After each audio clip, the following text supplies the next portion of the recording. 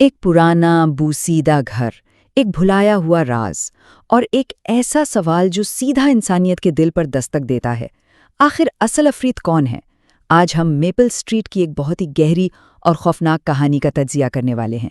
ایک ایسی کہانی جہاں سب سے بڑا خوف کوئی مخلوق نہیں بلکہ ایک انتخاب بن جاتا ہے۔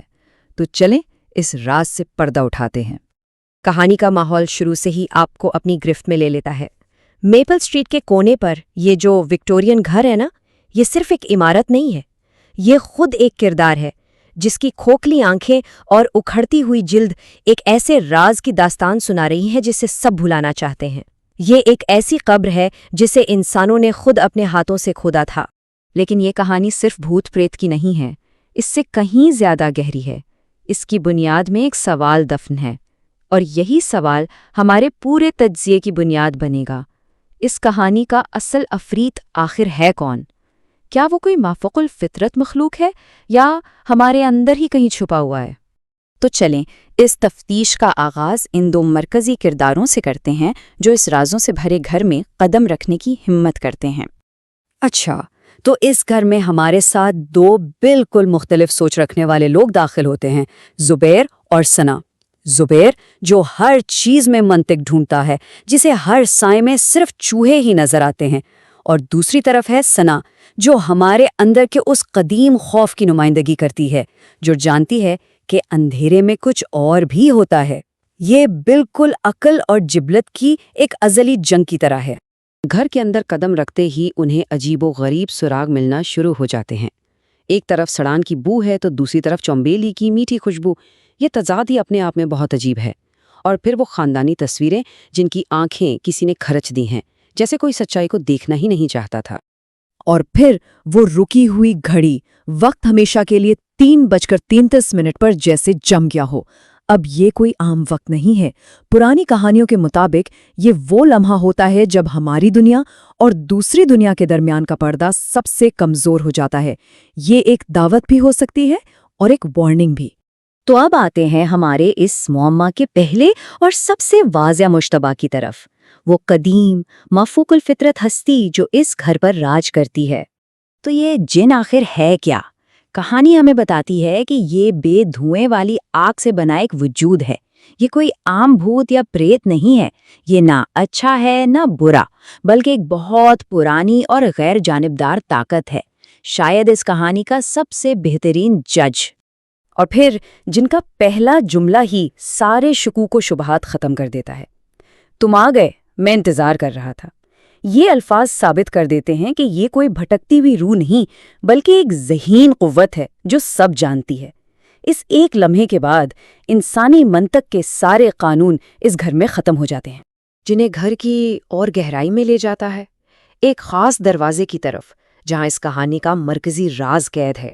یہ دروازہ 1953 سے بند پڑا ہے، اور یہ صرف لکڑی اور لوہے کی رکاوٹ نہیں ہے۔ اس پر جو علامتیں بنی ہیں وہ اسے ایک روحانی سرحد بناتی ہیں، ایک ایسی سرحد جسے پار کرنے کے نتائج بہت خطرناک ہو سکتے ہیں۔ اس دروازے کے پیچھے اس قصبے کا سب سے پرانا اور سب سے بڑا راز دفن ہے، وائٹ مور خاندان کا معمہ۔ 3 بچے غائب ہو گئے، ان کے والدین مر گئے اور کسی کو کچھ پتہ نہیں چلا۔ پھر جن ایک ہی جملے میں سارا راز کھول دیتا ہے، میں جانتا ہوں کہ کیا ہوا تھا کیونکہ میں یہیں موجود تھا۔ اور یہاں آ کر کہانی ایک دم پلٹ جاتی ہے۔ اصل خوف جن نہیں تھا، اصل عفریت کوئی مافوق الفطر مخلوق نہیں تھی، بلکہ انسان تھے، وہ معزز وائٹ مور والدین جو دن کی روشنی میں سب کی نظر میں بہت اچھے تھے، رات کے اندھیرے میں اپنے ہی بچوں کے لیے ناقابل تصور اذیت کا باعث تھے، جنہوں نے ان تکلیف میں مبتلا بچوں کو ایک کلاسک سودے کی پیشکش کی، بالکل ویسی ہی جیسی پرانی کہانیوں میں ہوتی ہے۔ بچوں کو ایک ایسا انتخاب کرنا پڑا جو کسی بچے کو کبھی نہ کرنا پڑے۔ جن نے انہیں فرار کی طاقت تو دی، لیکن اس کی قیمت تھی ان کی اپنی انسانیت۔ وہ اپنے والدین کی قید سے تو نکل گئے، لیکن وقت اور انتقام کی ایک نئی اور ہمیشہ رہنے والی قید میں پھنس گئے۔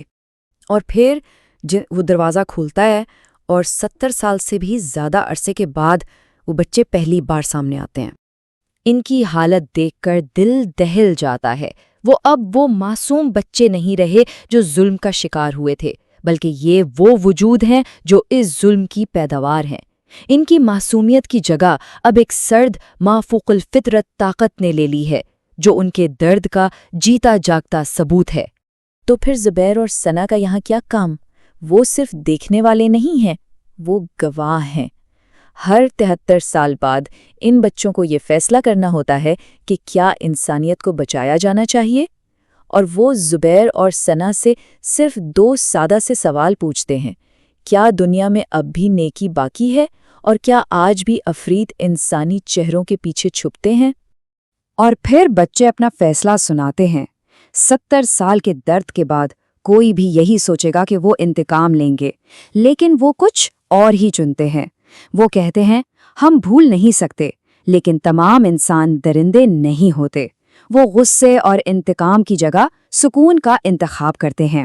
تو اس فیصلے کے بعد ان کرداروں کا، اس گھر کا اور خود اس کہانی کا کیا بنتا ہے؟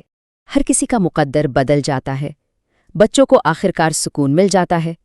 جن جو اب آزاد ہے پھر بھی وہی رہنے کا فیصلہ کرتا ہے، شاید اس لیے کہ انسانی راز کبھی ختم نہیں ہوتے۔